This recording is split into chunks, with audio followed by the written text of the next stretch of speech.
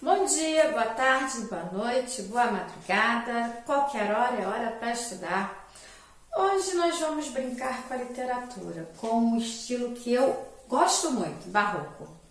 Por que eu gosto do barroco? Porque o barroco é um estilo que, para aqueles que pensam que aconteceu no século XVI, o barroco, para que estudar isso?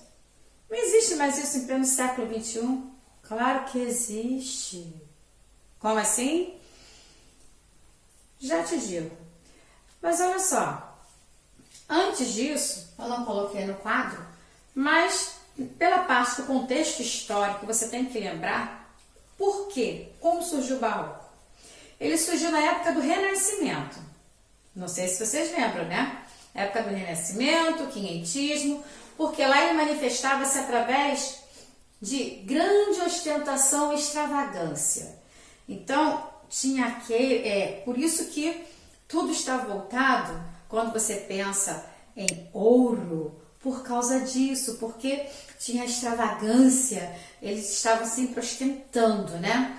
E também tem que lembrar da Inquisição, no seu contexto histórico. Porque essa Inquisição, ela se estabeleceu, começou na Espanha, a partir de 1480. E ela seguiu em Portugal a partir de 1536, datas, né? Tudo bem, você não precisa guardar datas, não, é porque só para vocês terem uma ideia que nós estamos saindo do quinhentismo e entrando exatamente no 16, né? No século 16. Então, quando saiu da Espanha, começou lá na Espanha em 1480, aí foi para Portugal em 1536. O que aconteceu? A Inquisição, nessa época, ela estava ameaçando a liberdade de pensamento. Estava tudo muito restrito. Então, daí surgiu o barroco. Tá? Então, veja só, começou na Espanha e seguiu para Portugal e depois veio passar aqui pelo Brasil. Como assim? Né? Tudo começava na Europa para depois chegar para cá. Correto?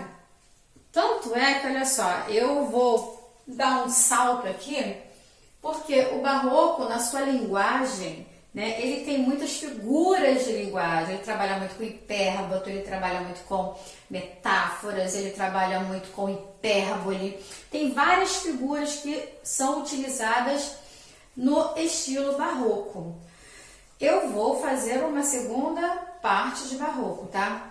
Mas chama atenção a isto aqui, o cultismo e o conceptismo. Por quê? O cultismo, o que é o cultismo? Que forma de linguagem é essa? É um jogo de palavras. Esse jogo de palavras, ele está muito bem apresentado com Gregório de Matos, o Boca do Inferno. Por quê? Gregório de Matos, nós terminamos uma matéria, eu falei também há pouco, na matéria anterior, falamos sobre o Padre Antônio Vieira, os sermões, até coloquei um sermão dele, né? O sermão dele, falei do livro que eu tenho e tal. E Gregório de Matos, ele foi o cara. E brasileiro, né? Padre Antônio, né? Formas totalmente diferentes. Quando eu falo do cultismo, eu também lembro um outro nome, o gongorismo, porque isso me lembra Góngora, que ele era espanhol. E quando eu penso no conceptismo, que também é chamado de quevedismo, eu lembro de Quevedo, também espanhol, tá? Então, eram ideias diferentes. Quando você pensa, quando eu coloco o jogo de palavras, jogos de palavras de Gregório, porque Gregório de Matos, ele tem poesia lírica, ele tem poesia satírica, ele tem poesia erótica, ele tem poesia pornográfica, ele tem poesia satírica, já falei, né? Ele tem amorosa também, ele passeou, ele brincou. E o que Gregório fazia? Brasil, né? Gregório, Bahia, família tradicional, rica, o colocou para ser, ele foi colocado numa escola para ser padre. Lá dentro ele conheceu tudo aquilo que ele ia contra o catolicismo. Então ele se revoltou, fugiu e começou a falar contra o clero e contra a sociedade. Então veja só, aí ele não falou porque ele não tinha por onde nem por que falar, não, ele tinha sim. Porque ele viveu, ele ficou lá dentro, ele assistiu e ele foi contra as ideias. Tanto é que depois ele começou a ser perseguido, né, por causa de tudo aquilo que ele pensava e logo falava. Ele não media muitas palavras, certo? Isso na época do Barroco. Então, ele tem um mega passeio em todos os escritos do Gregório de Matos. Como ele não tinha, na nossa linguagem informal hoje, papas na língua, então o que ele pensava, não gostava. É o clero. Estou falando com relação a algo contra o catolicismo, estou falando contra o Papa, estou falando contra o Papa, estou falando contra os padres, estou falando contra as freiras. Para ele tanto fazia. Ele queria mostrar o que ele realmente pensava e ele fazia, tá? Já quando eu penso em conceptismo, eu tenho outro tipo de jogo de ideias. Esse aí eu já tenho a linha do raciocínio lógico, tá? Tem uma linha lógica a ser seguida. Ele vem pela retórica. Lembra que eu falei do sermão da 60ª, né? Do padre Antônio Vieira? Pois é, ele conseguia segurar uma multidão por 4 horas. Pregava o sermão e, de acordo com o grupo que lá estava com ele ia de encontro àquelas pessoas de forma a fazer com que elas o seguissem. Então, cada vez aumentava mais, certo? Então, veja só, são 2 pessoas que são marcantes. Tem outros, mas esses 2 aqui são extremamente marcantes. Gregório de Matos nem se fala. Cada um com sua visão diferenciada. Gregório, o Boca do Inferno, com as suas formas, com a sua lírica, com a sua satírica, com a sua pornografia, com o seu obsceno. Por quê?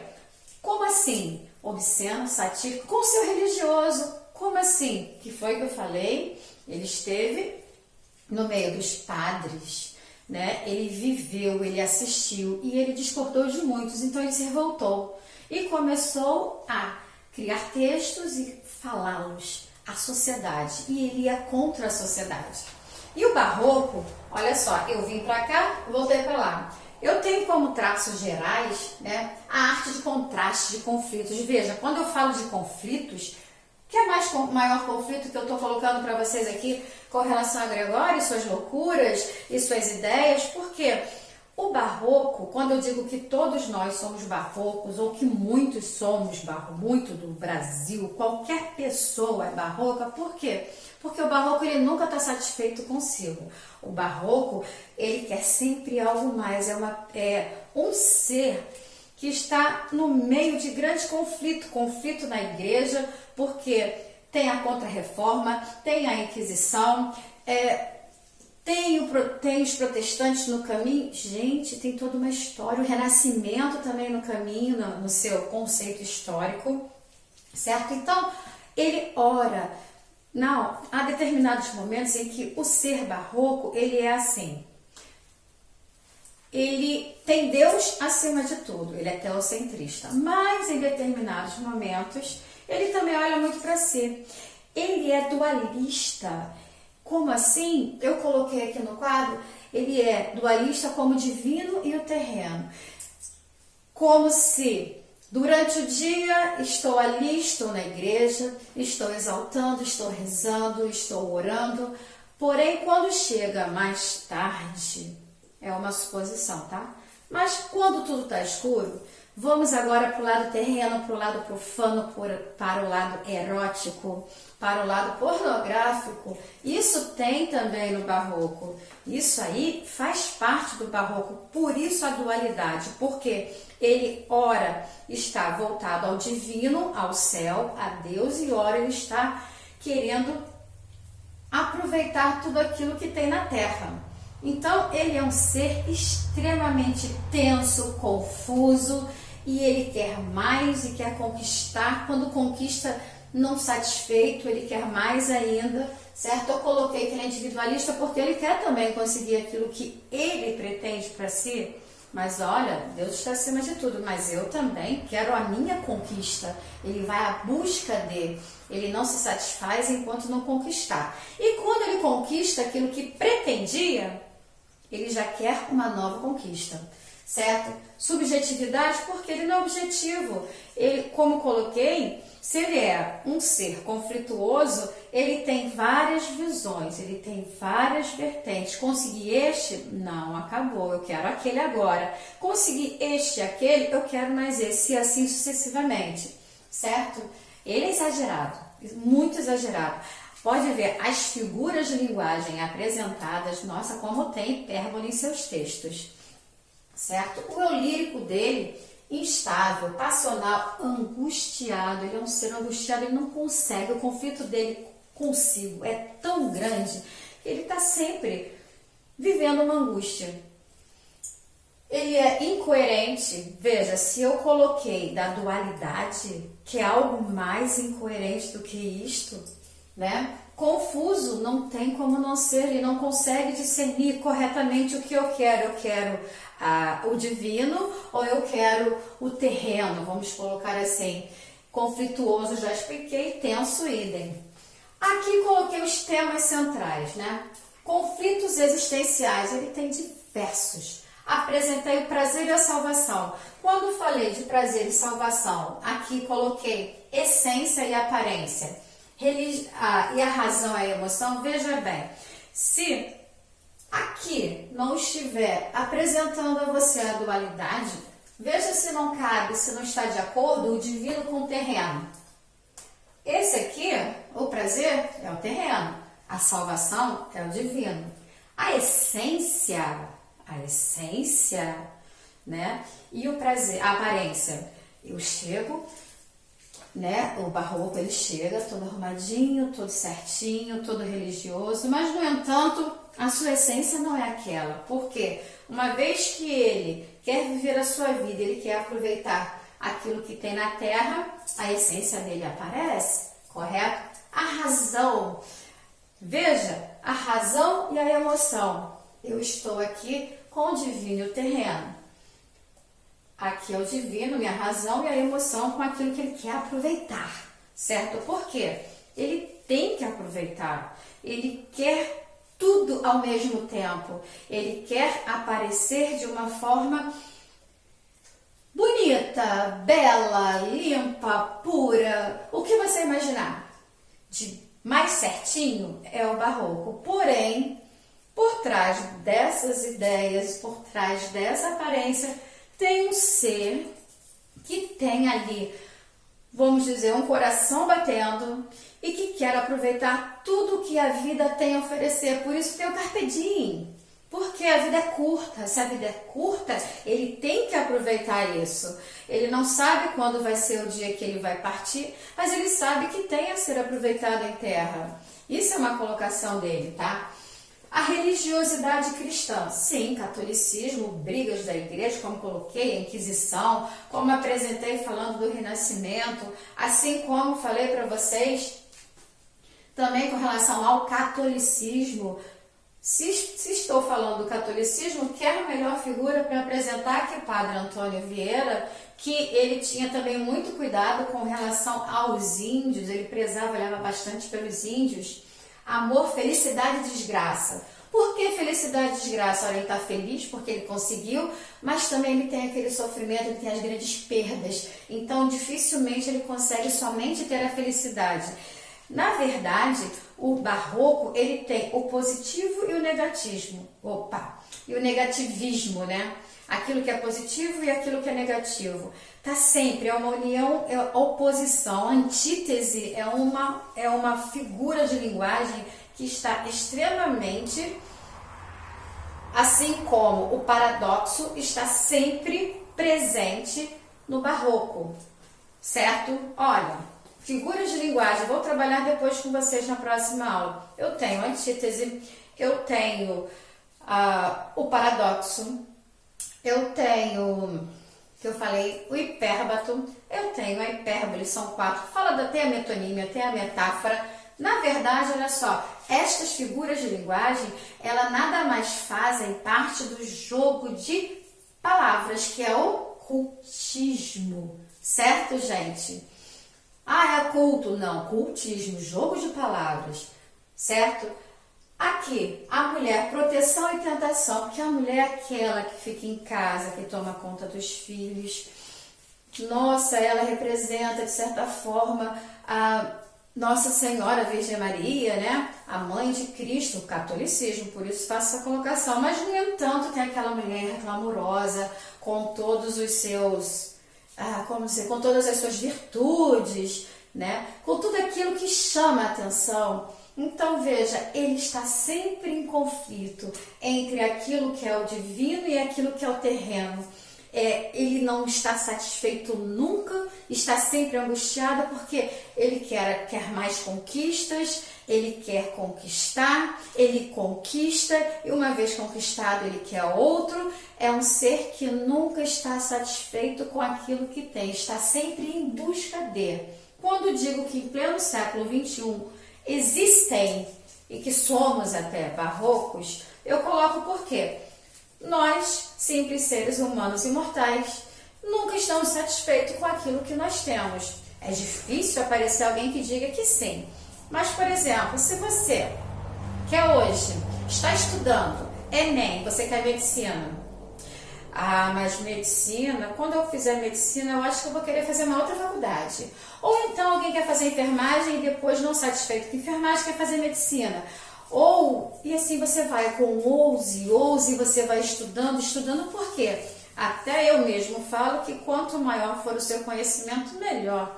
Que conhecimento é algo que você obtém, que ninguém tira de você. Quanto mais você estudar, maior será o seu conhecimento. Por que então? Veja, se estamos a estudar, vocês estudam, eu também estudo. Vocês leem, eu também leio. E assim sucessivamente. Cada profissão, ela não fica estagnada. Ela está sempre buscando novidades. No momento atual, pandemia, nós temos várias pesquisas, mas após essas pesquisas, outras pesquisas são sempre realizadas e todos estão sempre buscando inovações. E no mundo barroco não é diferente, o conflito sempre está presente, sempre se quer algo, sempre se está angustiado. Oh, eu não consegui. Ah, a propósito, no Brasil, eu não queria falar de Brasil agora não, mas no Brasil, e assim mesmo, vamos falar, no Brasil também tenho, eu coloquei aqui só escritores, mas no Brasil eu não posso esquecer de falar do Aleijadinho. Por quê? O barroco ele está presente nos livros, o barroco está presente na arte, Aleijadinho. Como eu posso deixar de falar do Aleijadinho só porque ele me escreveu? As esculturas em pedra-sabão, todas as esculturas que tem. Em Minas, nossa, tem muito de barroco, mas na capital do Rio de Janeiro, Mosteiro de São Bento, paredes, ali são paredes, se alguém foi, se alguém não foi, se alguém puder ir, quando acabar essa pandemia, eu sempre falo para os alunos olharem, tem as paredes lá agora, elas são cercadas. Sabe por quê? Porque as paredes são de ouro, ouro verdadeiro. Por quê? Ele não tem ostentação, o barroco não é ostentação, o barroco não é extravagância, então ele queria mostrar quanto tinha. O barroco tem o estilo rococó, que eu sempre falo, que é o estilo onde tem vários desenhos assim, tem várias sancas, né, paredes que colocam toda ela em curvas, né, como se fosse cabelos de anjo, né? Então, no Mosteiro de São Bento as paredes são douradas, mas douradas não é porque é tinta dourada, é porque é ouro. E no passado, não muito distante, né, as pessoas ficavam lá e ficavam raspando a parede para poder pegar o ouro da parede, porque sabiam que é verdadeiro.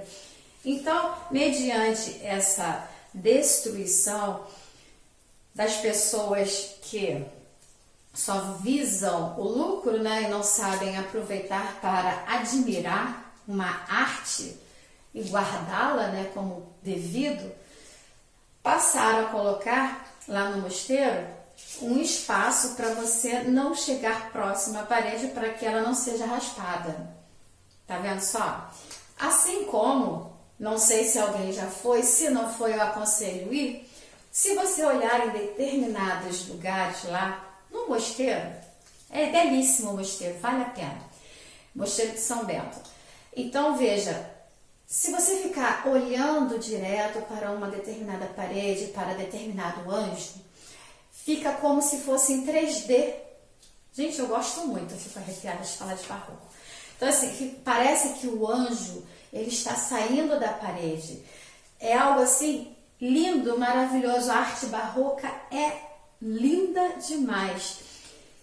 Se vocês puderem, um dia, visitem o Mosteiro de São Bento. Fiquem com um olhar fixo ali nas paredes, que tem estilo rococó. Olha, o brilho é tão intenso e os desenhos são tão detalhados. O barroco é detalhista.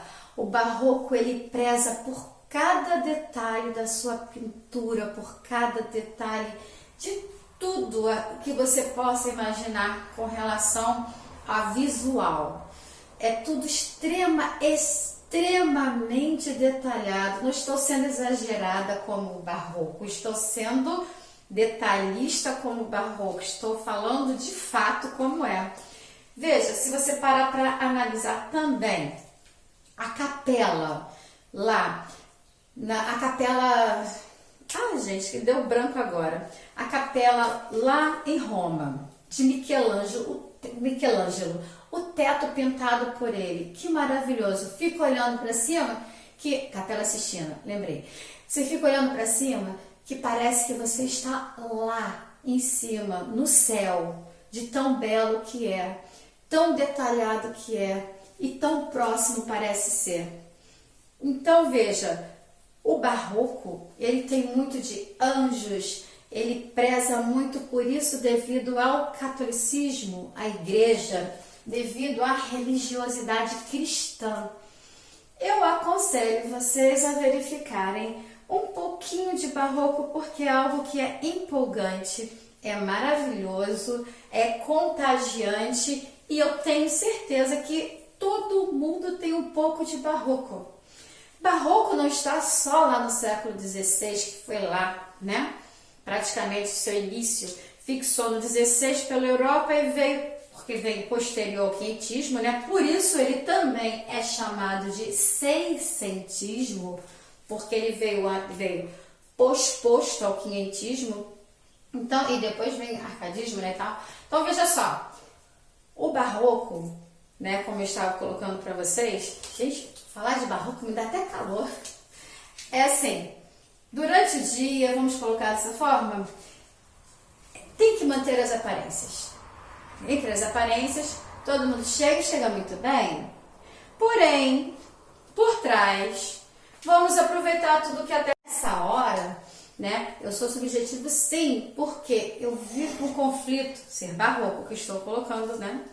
Porque eu tenho o divino a ser seguido, porque eu tenho a igreja a ser seguida, eu tenho o cristianismo, o catolicismo, tudo ali. O cristianismo que estou chamando a atenção, no caso, é o catolicismo, porque é colocado como religiosidade cristã, e eu tenho o padre Antônio Vieira, que é o principal padre barroco. Tem mais, tá? Então veja, esse exagero do barroco nos detalhes, esse exagero do barroco no seu tudo. O barroco, ele olha para si e não se satisfaz. O seu barroco se olha no espelho e olha, nossa, eu tenho que ajeitar isto. Isso no presente. Eu estou falando do barroco do século XVI, correto? Pois bem, Adélia Prado, autora brasileira, tem uma família extensa também, mineira. Não é de século XVI, nem 17, nem 18, não, vem pra cá, vem mais perto. Adélia Prado, ela é barroca, ela é mineira. Se alguém tiver a curiosidade, busque texto barroco, peça lá no Google, deve ter para você. Eu vou tentar buscar e colocar para vocês na plataforma. Adélia Prado, ou eu pego o meu TCC, porque o meu TCC ele foi feito em barroco, por isso de repente eu gosto tanto do barroco. E eu trabalhei o barroco no passado com o barroco em pleno século XX. Estamos no XXI, não mudou nada. Dá no mesmo. Adélia Prado, muito presente, muito conhecida. Família que tradicional, certo? E nos seus textos ela tem diversas vertentes barrocas e muito presentes. Então, gente, olha só, apresentei um pouco só de barroco para vocês. Espero que vocês tenham entendido. Caso não tenha entendido, já sabe, é só procurar pelo Zap. No grupo eu tô por lá. Já tem gente me pedindo a linha. Vou postar essa danada dessa linha do tempo da história com a literatura. Ainda vou falar mais de barroco na próxima aula, tá? Espero que vocês tenham gostado. Dúvidas, sabe onde procurar. Não se enrolem. Completem suas atividades, coloquem em dia. Estou com saudade de vocês. Deixa eu sair daqui, senão eu vou continuar falando barroco. Até a próxima!